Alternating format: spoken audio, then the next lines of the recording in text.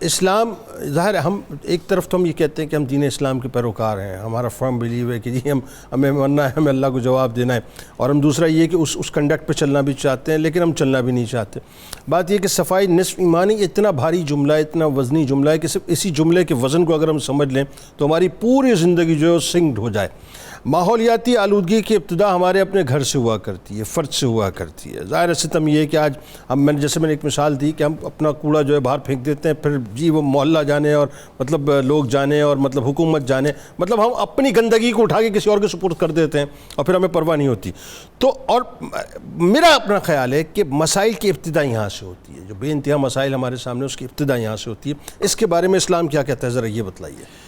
بسم اللہ الرحمن الرحیم. جنید صاحب بہت شکریہ, بہت امپورٹنٹ ٹاپک ہے, آج کا دن بھی اس سے ریلیونٹ ہے اور بڑی ایک حسن اتفاق ہے کہ آگے عید الاضحیٰ بھی آ رہی ہے, تو اس کے ساتھ بھی اس کی ریلیونس اس کے ساتھ بھی ریلیونس ہے کہ ہم نے وہ احتیاطی تدابیریں جو اس وقت لوگوں کو بتانی ہیں اس کے بارے میں بھی ہمیں ہونا چاہیے, اس کی تیاری کرنی چاہیے تاکہ ہماری سوسائٹی, ہمارا معاشرہ, ہمارا ماحول پاکیزہ رہے اور نظیف رہے.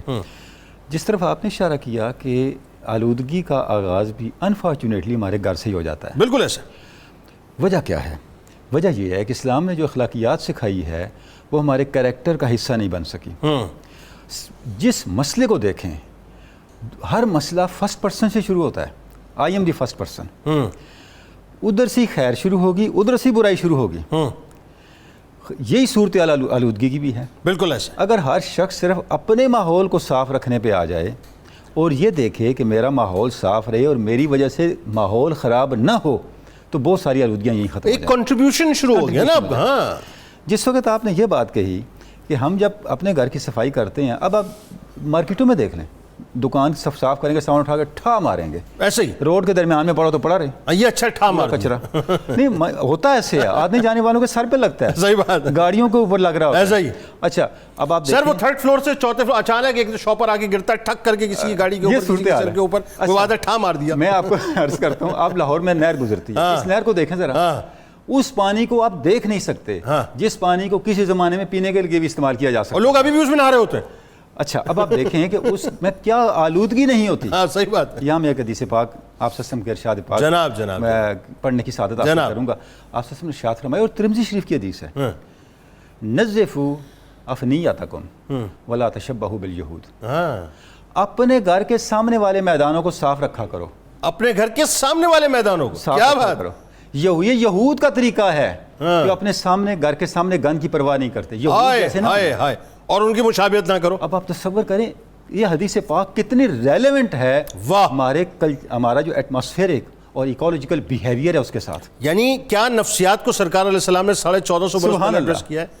اب یہ دیکھیے, ان کو معلوم ہے کہ آج ہماری قوم کرے گی. سرکار کیا فرما رہے ہیں, سرکار یہ ارشاد فرما رہے ہیں, آپ نے اپنے گھر کے اندر کا حصہ تو صاف کرنا ہی کرنا, باہر والی فکر کرنا کہ گند اٹھا کے دوسروں کے متھے نہ مار دینا, یہ کام نہ کرنا. آج کرتے ہیں ہم یہی کر رہے ہیں, کریے. اور کیا سرکار نے ارشاد فرمایا, اپنے گھر کے سامنے والے حصے کو, سامنے والے میدانوں کو آلودہ نہ کرنا. اب یہ ہم غور کریں کہ ہم کر کیا رہے ہیں.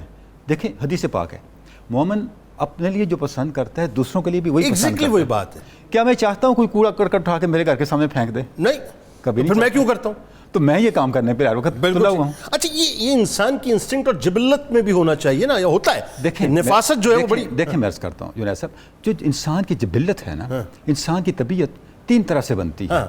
ایک جو آپ لے کے آتے ہیں جینیٹکس میں, ایک جو آپ خود ڈیولپ کرتے ہیں تربیت سے, اور ایک جو ماحول سے اخذ کرتے ہیں. بالکل صحیح. نہ ہمارے ماحول میں وہ فیکٹرز رہے, نہ ہمارے تعلیم و تربیت میں رہے, تو جینیٹکس میں جو تھوڑی بہت چیزیں تھیں بھی تو دب گئیں. بالکل ایسا. نتیجہ کیا ہوا, ایک انتہائی ڈسٹارٹڈ فارم جو ہے ہمارے بیہیویئر کی, وہ ایسا ہی ہوگا. ابھی آپ نے حدیث پاک پڑھی, علامہ صاحب نے بھی پڑھی کہ صفائی نصف ایمان. اس کا مطلب کیا ہے؟ اس کا مطلب یہ نہیں ہے کہ اگر آپ کے پاس صرف صفائی یا ایمان نہیں ہے تو آدھا ایمان آپ کے پاس تو ہے, یہ نہیں ہے. حضور اس کا مطلب محدثین نے یہ بیان کیا ہے کہ آپ کے ایمان کے مؤثر ہونے کی بنیاد یہ ہے. میں ایک مثال عرض کرتا ہوں. کیا اچھا ہے, یہ بلڈنگ ہے نا, یہ نیچے والا حصہ اس کا نصف ہے.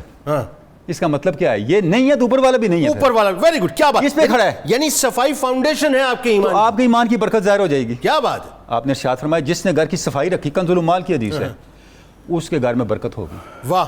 اچھا اس پہ آدھا ہم عمل کر رہے ہیں. عورتیں کرتی کیا, بچوں کے پیمپر سمیٹ کے جو ہے نا شاپنگ بیگ میں ڈال کے مطلب وہ برکت کے پوائنٹ آف ویو سے جو ہے نیچے پھینک دیتی ہے, تو گھر کا تو خیال رکھتی ہے لیکن یہ نہیں پتا کہ ماحول کو اب یہ جو ہے کہ صفائی نصف ایمان کا مطلب یہ ہے کہ آپ سمجھیں, آپ سے میں ارشاد فرمایا اللہ تعالیٰ نے اسلام کی بنیاد نظافت پر رکھی ہے. واہ سبحان اللہ. یعنی جن چیزوں پہ اسلام کی بنیاد ہے, بنیاد الاسلام علی خمس, وہ تو ہمیں یاد ہے, لیکن اس کے ساتھ یہ یاد نہیں رہا کہ جو نظافت ہے وہ اسلام کی بنیاد ہے. جناب صاحب قرآن شریف کی 2 آیات میں یہاں ضرور پڑھنا چاہوں گا. ارشاد ربانی ہے وَيَجْعَلُ الرِّجْسَ عَلَى الَّذِينَ لَا يَعْقِلُونَ, جو زندگی میں عقل کو استعمال نہیں کرتے ہم پالوشن ان پہ مسلط کر دیتے ہیں. رجس نجاست کو کہتے ہیں, پالوشن کو کہتے ہیں. اور ایک اور جگہ پر ارشاد فرمایا وَيَجْعَلُ اللَّهُ الرِّجْسَ عَلَى الَّذِينَ لَا يُؤْمِنُونَ, جو ایمان میں کامل نہیں ہے نجاست ان پہ مسلط رہتی ہے. اللہ اکبر. ہمیں فکر کرنی ہے کہ ہماری عقل کدھر گئی, ہمارا ایمان کدھر گیا جب ہمارے معاشرے پاک اور صاف نہیں ہے. اگر ہماری سوسائٹی پاک اور صاف نہیں ہے تو ہم نے اپنی عقل کو ری وزٹ کرنا ہے, ہم نے اپنے ایمان کو ری وزٹ کرنا ہے. ہاں اگین وہی بات کہ میرا جو ہے بچوں کا پیمپرز پر مبنی ایک بیگ, پھینکا ہوا بیگ سڑک کے اوپر یا مطلب اپنے گھر سے باہر جو ہے وہ کنٹریبیوٹ کرتا ہے کہیں نہ کہیں ماحولیاتی آلودگی کے اندر. وہی بات ہے, لوگ مثال دیتے ہیں بھائی جانور جو ہے وہ جگہ بھی صاف کر کے بیٹھتے ہیں. بابا ہم انسان ہیں, ہم صرف جگہ صاف نہیں کرتے, ہم اطراف بھی صاف کرتے ہیں, ہمیں اطراف بھی صاف کرنا چاہیے. ہمارا تعلق دیہاتوں سے ہے. بکریاں جب بیٹھتی ہیں نا پہلے دیکھتی ہیں جگہ صاف ہے, کوئی جانور گیلی جگہ پہ نہیں بیٹھے گا, صاف کر کے بیٹھے گا. لیکن ہم انسان ہیں, ہمیں تو اطراف بھی صاف کرنا چاہیے. سردیوں کی راتوں میں جانور کھڑے رہتے ہیں, جگہ صاف تو بیٹھتے نہیں ہیں. بالکل صحیح. ہمیں یہ دیکھنا ہے اسلام کا کلچر صفائی ہے اور ہم نے اس کو چھوڑ دیا. اور ویسٹ جس کا کلچر, پاپائے روم نے کنگ فریڈرک کو سزائے موت اناؤنس کی تھی اس بات پہ کہ یہ روز نہ آتا ہے. یہ روز وہ کلچر نہیں ہے, وہاں کلچر نہیں تھا, انہوں نے ہم سے پک کر لیا. لیکن آپ یہ دیکھیے کہ ڈنمارک جس وقت اسپین کو ملکہ ایزابیلا نے کیا, قبضے میں لیا, انہوں نے سینکڑوں حمام بند کروا دیے. بھئی ہمارا کلچر ہی نہیں ہے روز نہانا. بالکل صحیح. اب آپ یہ دیکھیے ایک امیزنگ بات ہے, یہ وہی ویسٹ ہے جہاں آپ چلے جائیے تو آپ کو ریسٹ رومز کے اندر جو ہے وہ اپنا شاور نہیں ملتا, مطلب پانی نہیں ملتا کہ آپ اپنا جو ہے وہ صفائی ستھرائی طہارت کر سکیں. وہ ٹشو سے آج بھی اپنی گندگی کو اور غلاظت کو صاف کر رہے ہوتے ہیں. یہ ان کی اندرونی حالت کنٹینیوٹی ہے اس کی, یہ ان کی اندرونی حالت ہے نا, یہ ماضی کی کنٹینیوٹی. ہاں کنٹینیوٹی. یہ وہ نہیں کہہ سکتے ہیں کہ ہم جھوٹ کہہ رہے ہیں. ہاں